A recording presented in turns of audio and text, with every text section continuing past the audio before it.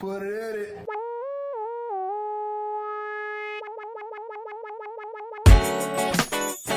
All right. Welcome back, bitches, to another episode of The People's Mic. Mr. Bill Petit. Oh yeah, what's up, man? How's it going? Bill, mother effing Petit, it is going pretty damn good, man. This worked out perfect, man. It always works out. Dude, it always works out. Yeah, man. I love when a plan comes together. Is that the 18? Yeah, man. Is that the 18, man? I've never seen the 18. Yeah. Really? Yeah, no, man. We didn't have TVs. Well, up on the 18. No, John. You know, I watched so many episodes of G.I. Joe as a kid, and I don't remember any of them, like the episodes. I don't remember any specific storyline of G.I. Joe. No. I just remember fuck Cobra. Yeah. Cobra Command. That's kind of loose. Even that, like, I'm just like, oh, it's like I spent so much time watching TV as a kid, and I have nothing to show for it. No. I remember all the times I watched Superman and Jaws, because it came on 100 times on HBO. Yeah. But no, I don't remember the fucking storyline. Do you think about this, how famous Kevin Bacon is? Because everyone's seen Tremors. You know what I'm saying? Like, Kevin Bacon is more famous, I would say, than... Do you know who PewDiePie is? PewDiePie, Yeah. But PewDiePie has, like, 60 million YouTube subscribers. And I still think Kevin Bacon is more famous than him. Wow. Because, like, even if Kevin Bacon doesn't have that many followers, more people just know who the fuck Kevin Bacon is. Yeah. That's fucking crazy. Yeah. When's the last time you made a movie? Dude, it's been like years. like but his name is... Yeah, it's still here, man. Yo. My friend James, he has a theory that, like, nobody is famous after 2010. Like, fame, like, universal fame kind of went away with the exception of presidents. Really? Yeah. 2010. 2010. So what do you call people who are just known?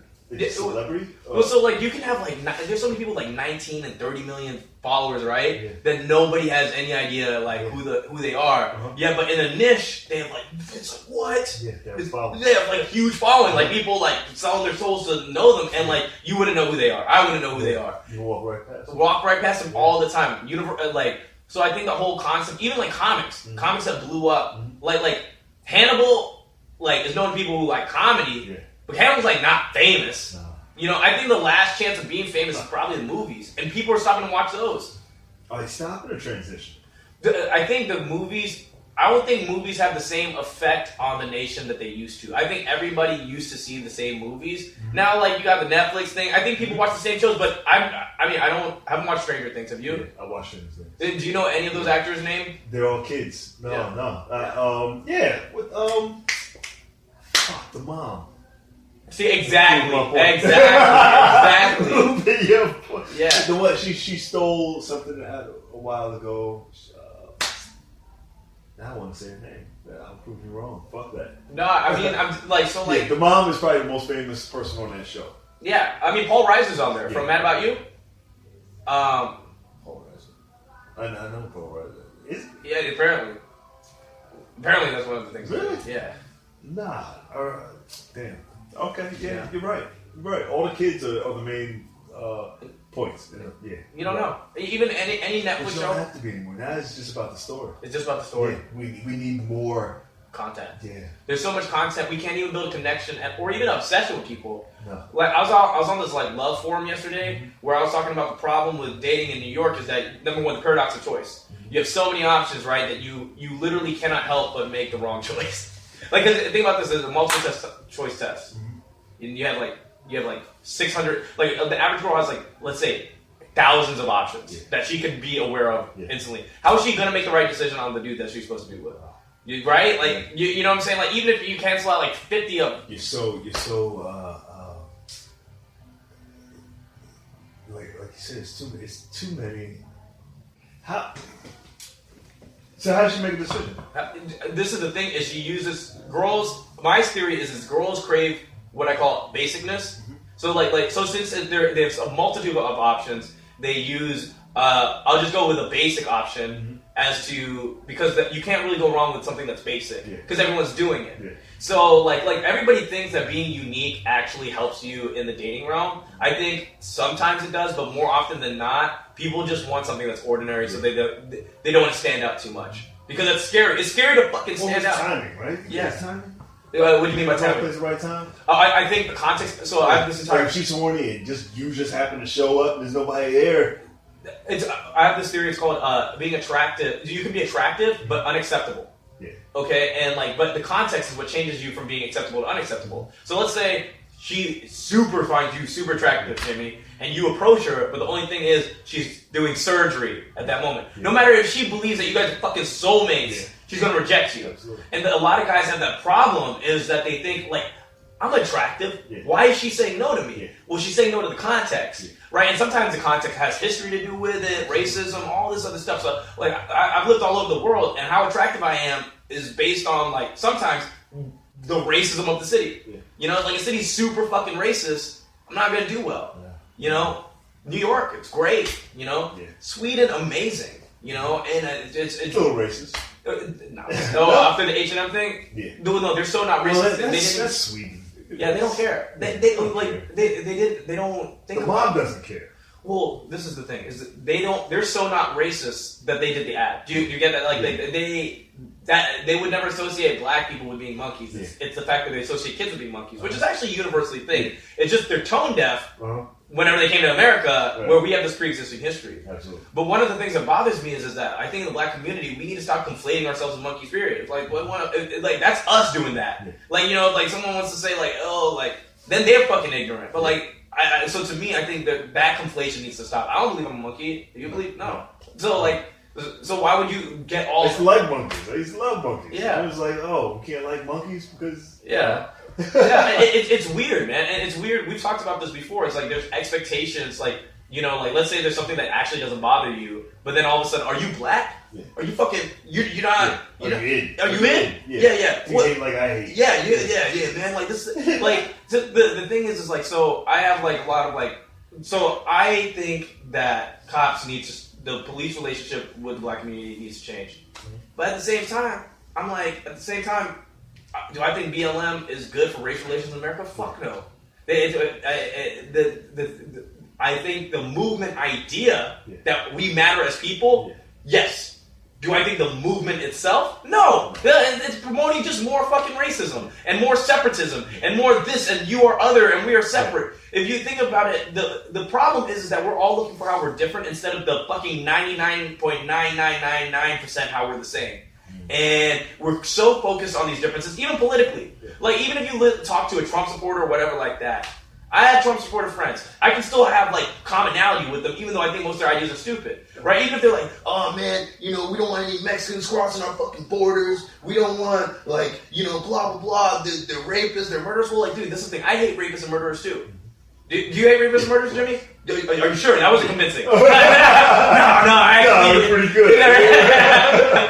But like, so like, yeah, okay. Now I can be like, look, I agree. I hate rapists and murderers too. This is the thing. What we need to distinguish is not all Mexicans are like that, but we can agree that we all hate racists and murderers. I hate fucking terrorists. I hate terrorists so much because they make life harder for me. You know what I'm saying? Like I hate black dudes who go out killing and shit. It makes it harder for you. Absolutely. You know, like so. This is the thing. It's like I hate criminals. It makes society suck. The thing is that people are drawing the wrong inference. But if you're just so caught up on how their argument is different than yours, than how it's the same, you're never going to find commonality.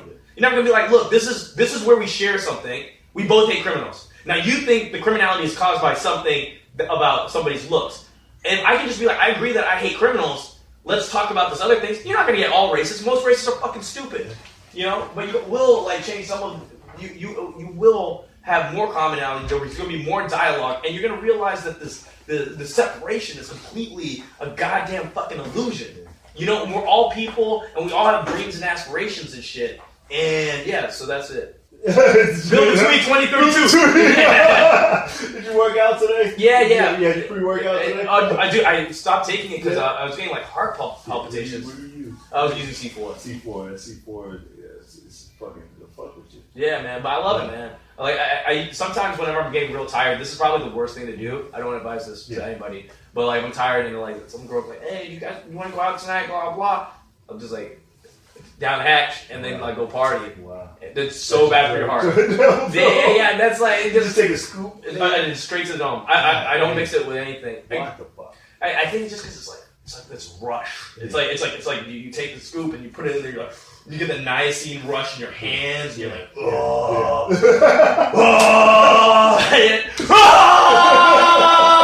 just like Super Saiyan and shit. Oh, yo, you're gonna die. Yeah, just like, oh man, you're gonna die. Your heart is gonna go crack in half. And just like, yeah, just like that one time, man. It's like, hey man, I'm about to like max out on squats. Yeah. Just let me get 2 scoops, and it's just like one little scoop to the head. Yeah. You don't take scoops to the dome. You look like you take scoops to the dome, man. No, man. No, if I'm really having a really sluggish day, but I'll fucking punch that shit out. Punch that shit out. Yeah. I love. For me, it's just more the feeling. Yeah. It's just like, yes, this is how I feel. And I think it also adds to the ritual. I love working out as a ritual. You know, like you get your gym bag together, you get in the zone, you're listening to the music, and then for me, like, you know, especially when I'm going with my bros and shit, you know, we get the thing, scoop, you throw it back, and you're like, and then you're like, and then you're just like, ready. You're the guy hating. Oh yeah, I fucking hate that guy in the gym. Like, why are you yelling? It's 5 o'clock in the morning. And you're like, everybody wants muscle. Shut up. Shut the fuck up. So I love working out in gyms where everybody's yelling though, because I used to like when I'd be doing deadlifts, be like, but like then like when I started, I powerlifted, but I mainly just did deadlift meets and bench press meets. And the thing is whenever everyone's like screaming, and then like, you do it, you're like.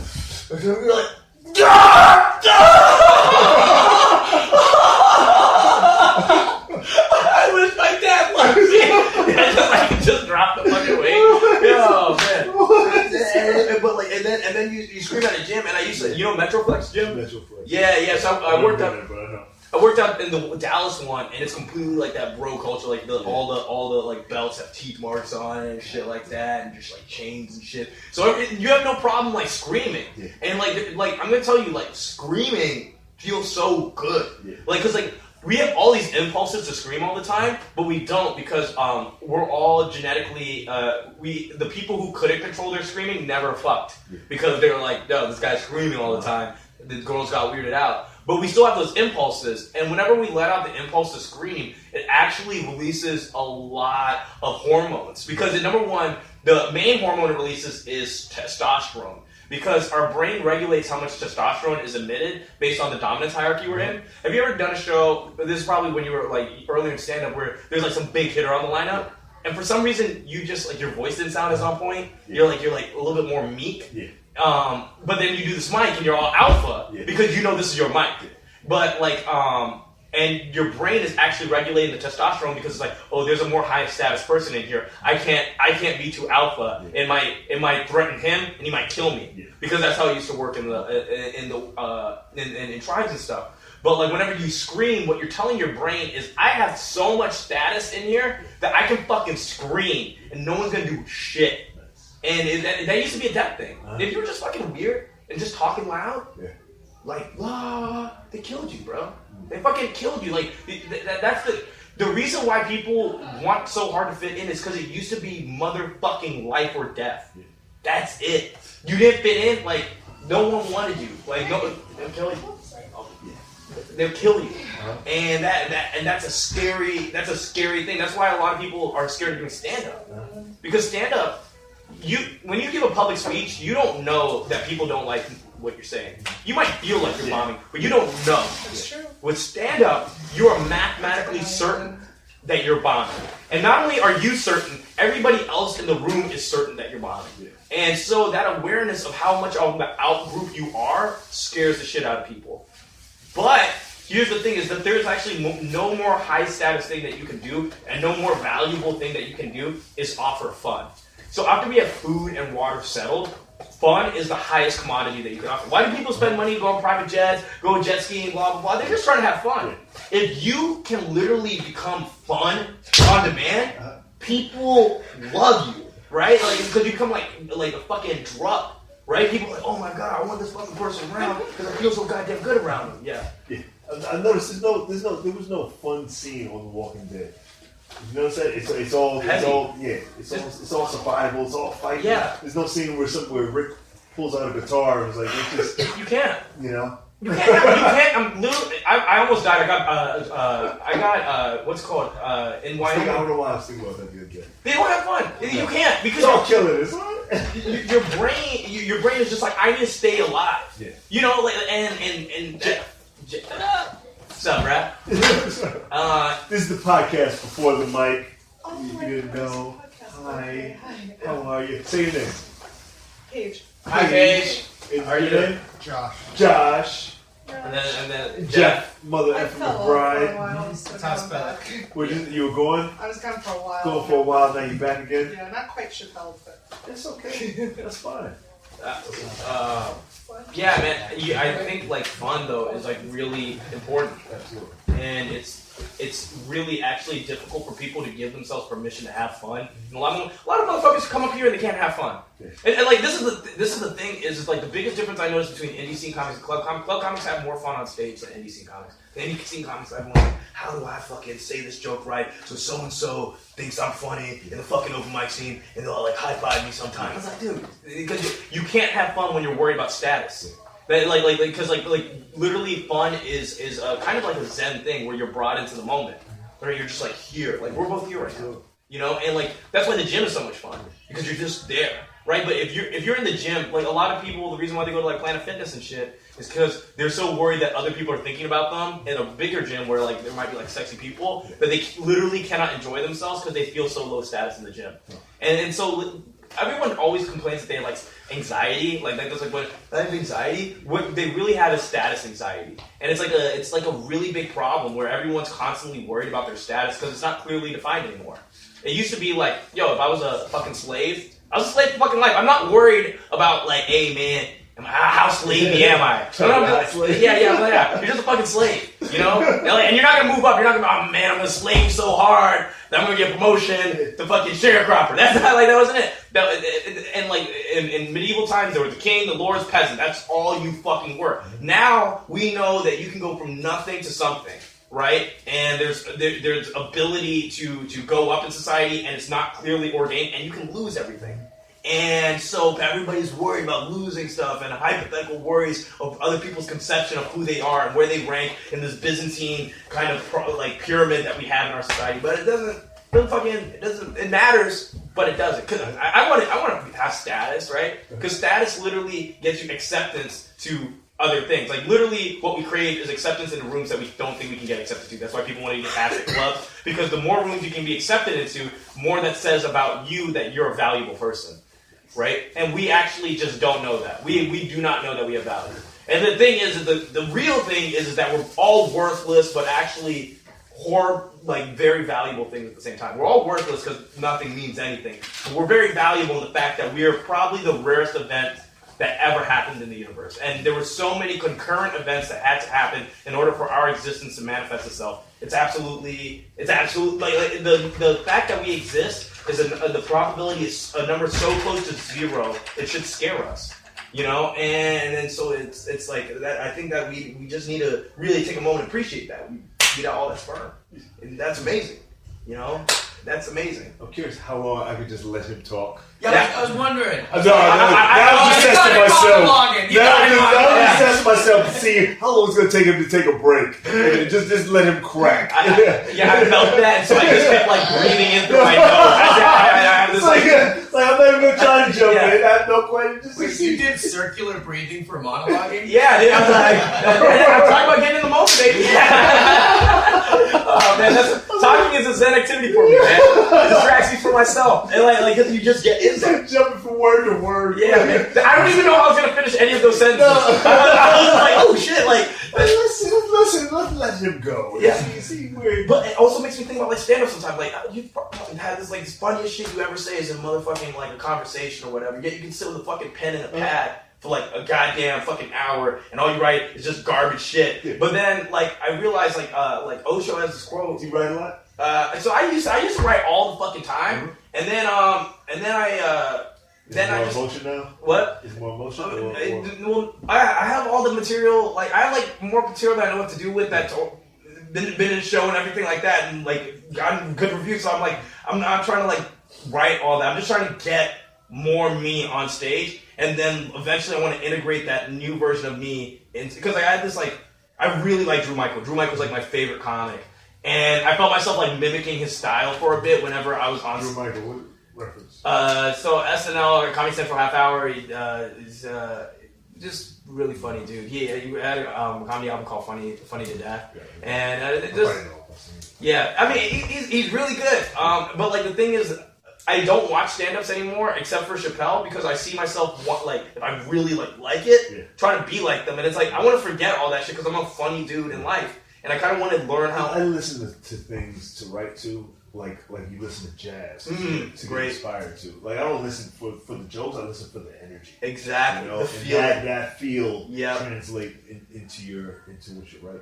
Right. I love how you're talking about feeling because I think so much of what you do on stage, like, it comes out of a feeling. Like, if you come out of you can say the funniest shit, but if your feeling is whack or your vibe is whack, nobody wants to listen to that shit. So I really one of my favorite things about doing dog shit open mics is like, oh man, like Jimmy's. Yeah, okay. the worst. But like you learn how to self-generate that emotion and then that kind of internally validate the thing, and then you don't get so caught up in saying it right. You just get caught up in getting the feeling and trust that you'll say it right. Because like, dude, you've done game where you're talking to a girl and you're like, dude, how the fuck am I saying all this shit? You're like, where is this shit coming from? And like the thing is I want to get like more of that on stage because I still think like even my best written stuff, no matter how calculated it is, pales in comparison when I'm in conversation. Fucking crushing it. And that's whenever I feel most alive. Like, I think the reason why a lot of stand-ups feel like shitty sometimes when they bomb is like you write down this joke. It's like if you wrote down your conversation you're getting ready to have with somebody and then that conversation didn't go well. You feel like a fucking idiot, right? Like,